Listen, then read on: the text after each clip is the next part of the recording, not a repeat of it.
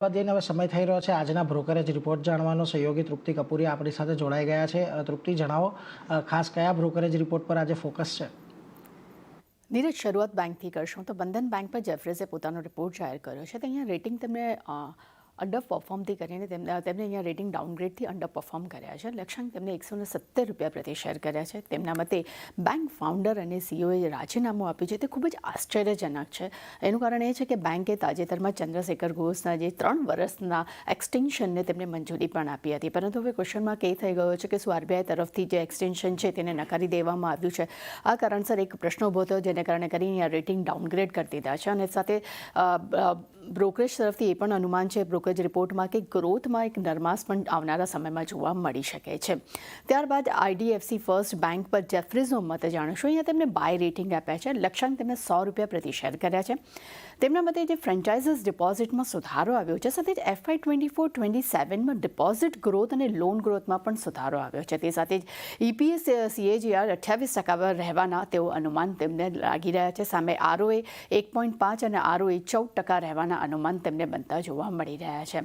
ત્યાં જ bank of India પર MS એટલે કે મોર્ગન સ્ટેનલીએ અંડરવેટ રેટિંગ આપ્યા છે. લક્ષ્યાંક ₹125 પ્રતિ શેર આપ્યા છે. તેમના મતે ગ્રોસ લોન YOY ધોરણે 13.6% પર વધ્યો છે. ત્યાં સ્થાનિક લોન ગ્રોથ જે છે તે YOY ધોરણે 14% પર વધતો જોવા મળ્યો છે. પરંતુ ઓવરસીઝ બુક ગ્રોથ જે છે તે 11%ની નજીક જોવા મળ્યો છે YOY ધોરણે. ત્યારબાદ ટાઇટન પર MS એટલે કે મોર્ગન સ્ટેનલીનો મત જાણીશું.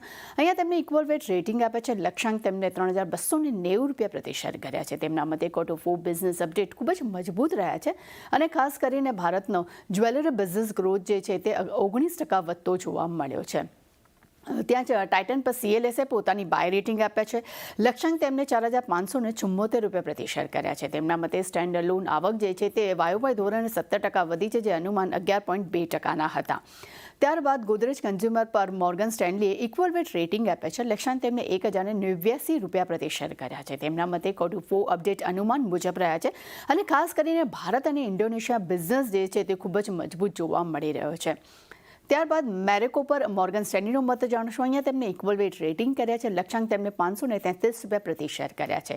તેમના મતે Q4 અપડેટ જે છે તે ઇનલાઇન જોવા મળ્યા છે. ત્યાં જ મેરેકો પર CLSએ પોતાના વેચવાલીની સલાહ આપી છે. અહીંયા તેમને સેલ રેટિંગ આપ્યા છે. લક્ષ્યાંક તેમને ₹451 પ્રતિ શેર કર્યા છે. તેમના મતે Q4 અપડેટમાં કન્સો આવક ગ્રોથ જે છે તે લો સિંગલ ડિજિટ જોવા મળી રહી છે. આ કારણસર તેમને ક્યાં રેટિંગ થોડા નેગેટિવ આપ્યા છે. ત્યારબાદ કલ્યાણ જ્વેલર્સ પર HSBCનો મત જાણશું. અહીંયા તેમને બાય રેટિંગ આપે છે. લક્ષ્યાંક ₹500 પ્રતિ શેર કર્યા છે. તેમના મતે Q4માં કન્સો સેલ્સ YOY ધોરણે 34% વધી છે. ત્યાં જ Q4માં 10 નવા શોરૂમ અને 9 ફ્રેન્ચાઇઝી પણ કંપનીએ ખોલી છે. એટલે આ બધા જ બ્રોકરેજ રિપોર્ટ નીરજ આપણી સમક્ષ આવ્યા છે અને જેમાં દરેકમાં આજે આપણને સારી એવી એક્શન જોવા મળી શકે છે.